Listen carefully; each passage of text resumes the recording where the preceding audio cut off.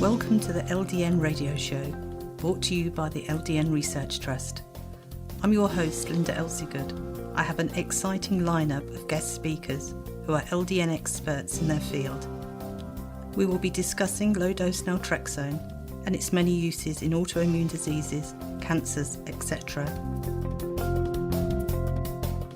Thank you for joining us. Today I'd like to welcome our guest, Katie from the US, who takes LDN for the triad. She takes it for MCAS, EDS and POTS. Thank you for joining us today, Katie. Thank you. Could you start by telling us how long ago it was when you first started to notice the symptoms from these three conditions? Sure. So it was in 2019. I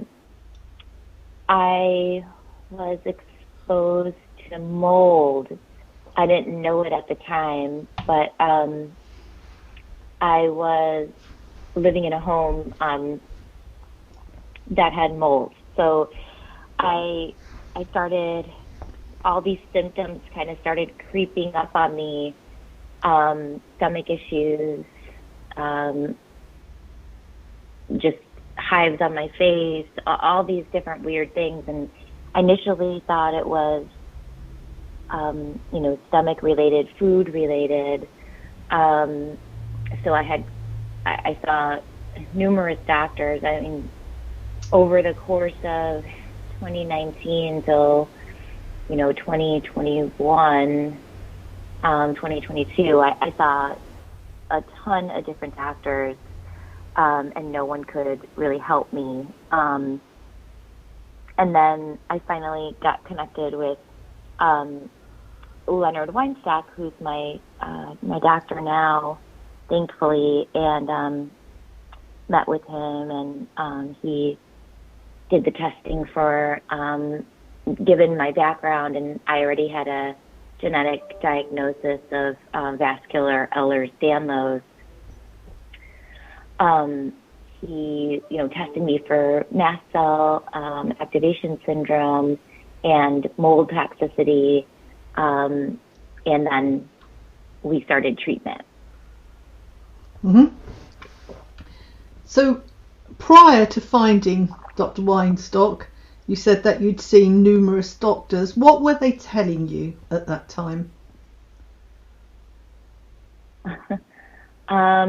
I got diagnosed as celiac, even though I don't have celiac. Depression,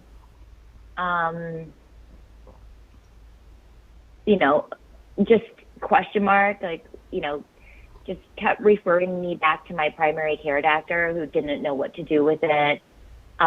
When the other doctors didn't have an answer, I went through allergy testing. I went to the Mayo Clinic. I went through so much testing for my gut.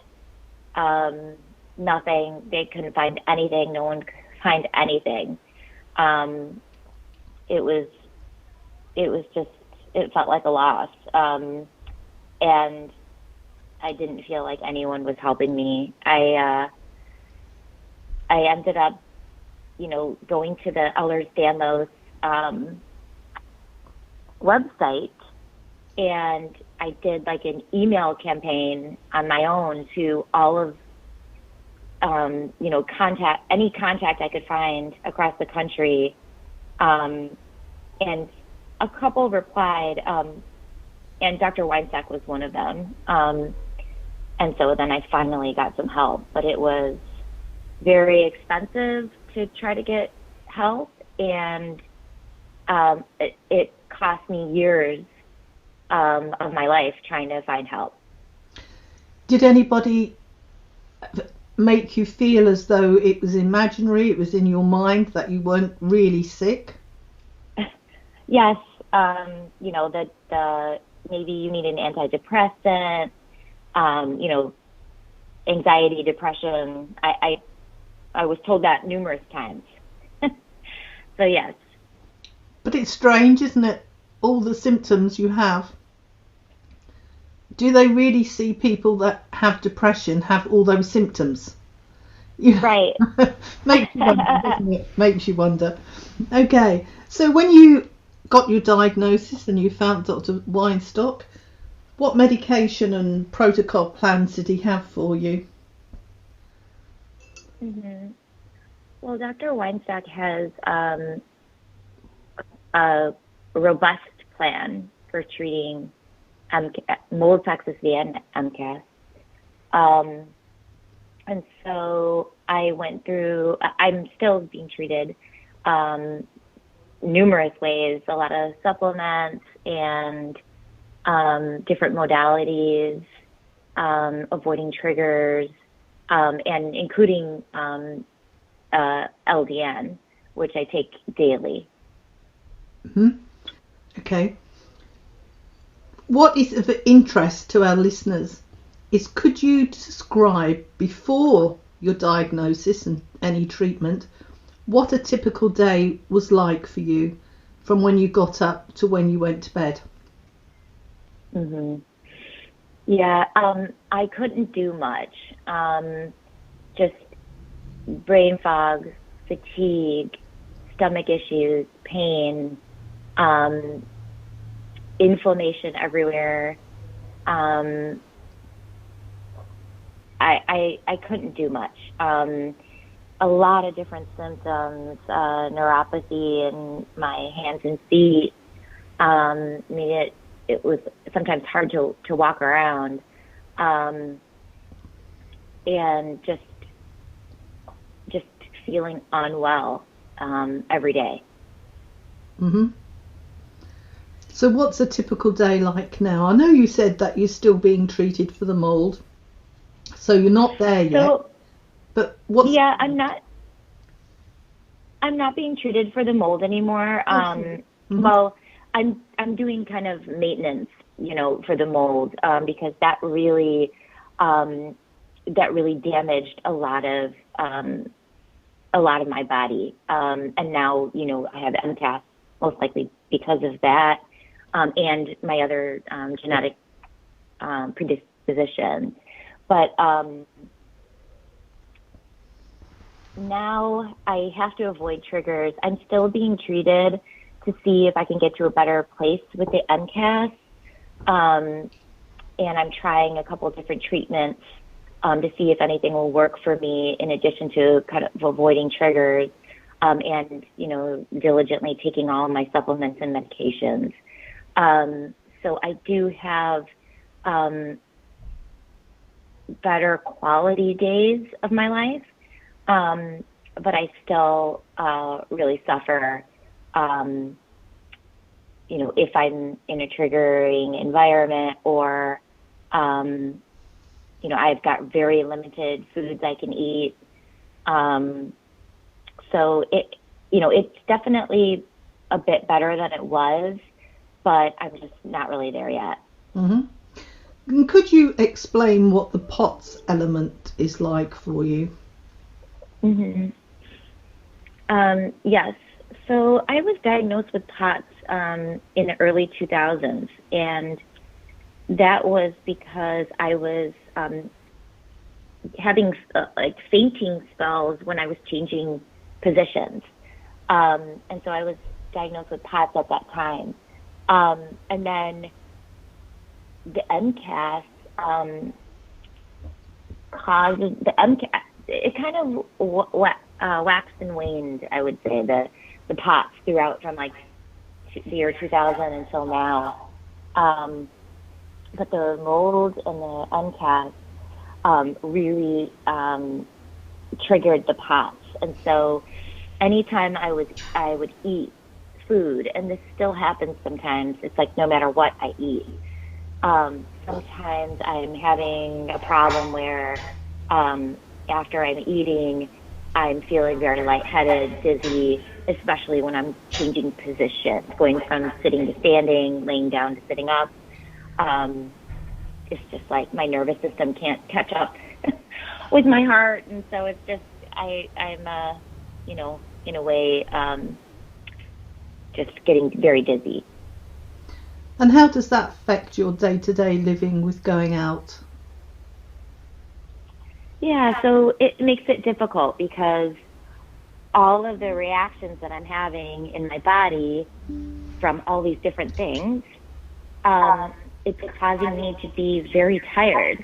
My body's going through a lot just to be up and about, walking around. So, you know, my life has drastically changed. I don't have the energy that I used to. I have to make sure that I'm resting and getting a lot of sleep at night, or it can be very triggering for MCAS. And I just don't have the social life that I once had,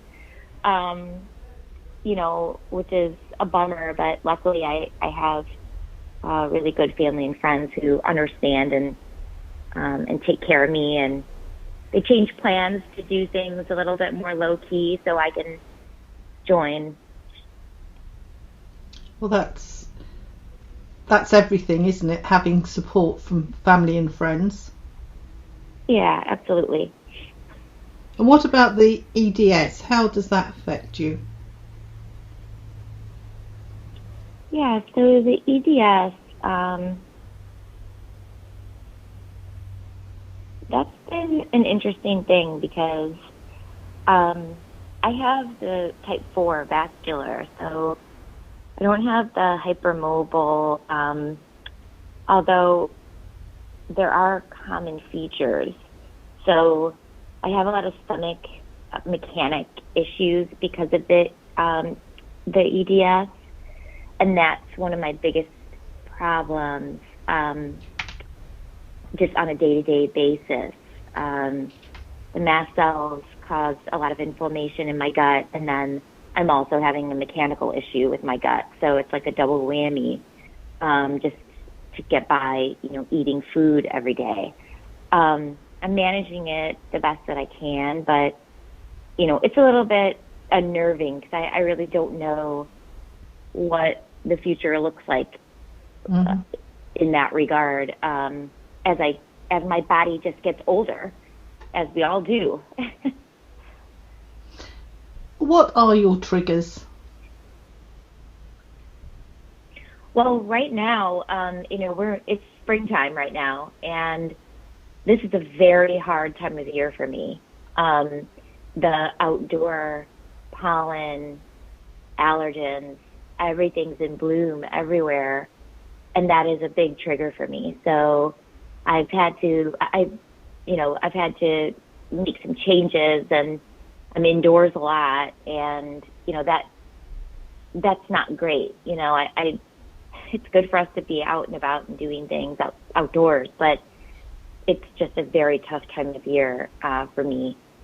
So pollen, outdoor allergens, obviously mold, and then foods, anything that has higher histamine, I cannot tolerate at all. Gluten, dairy, sugar, alcohol, I can't have any of that. And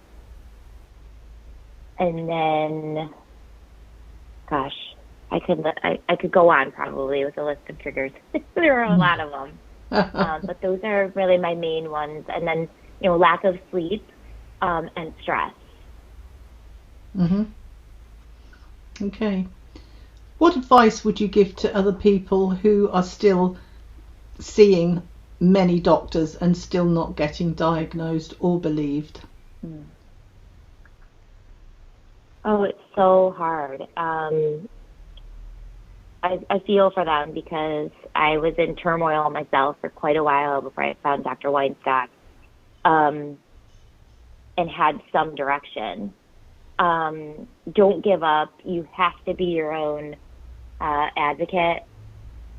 But don't give up, because there are doctors out there who are willing to listen and willing to partner with you to help you get to a better place for your health.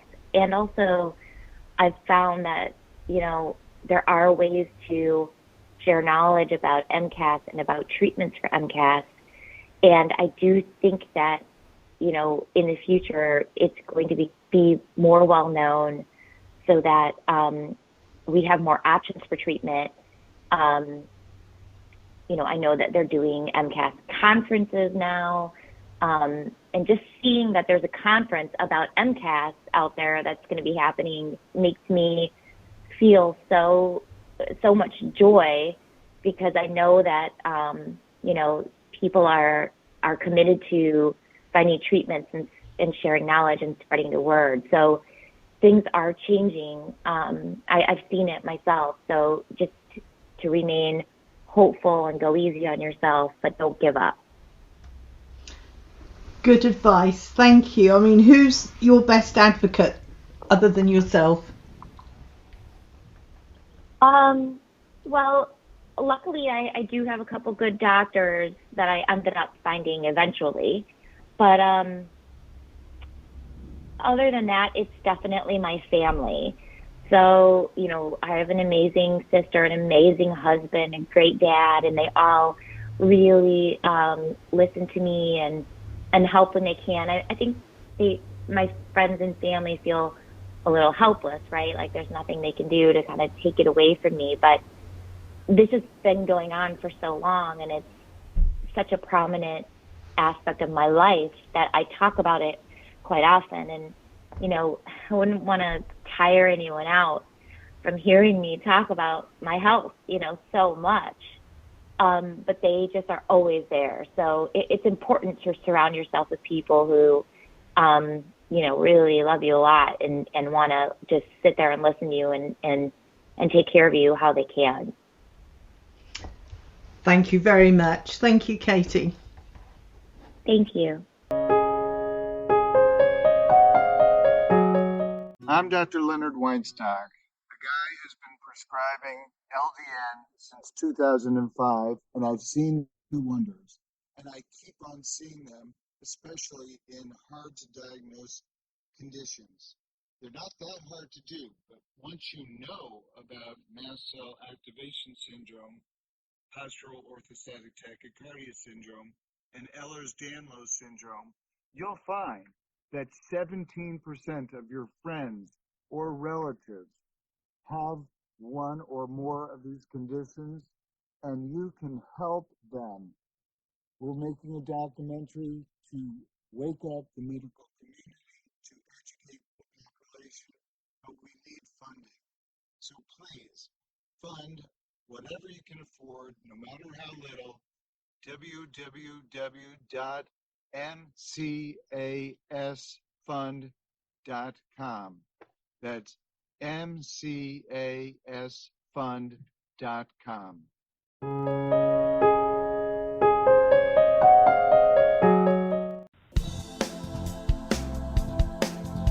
Any questions or comments you may have, please email me, Linda, Linda, at ldnrt.org. I look forward to hearing from you. Thank you for joining us today. We really appreciated your company. Until next time, stay safe and keep well.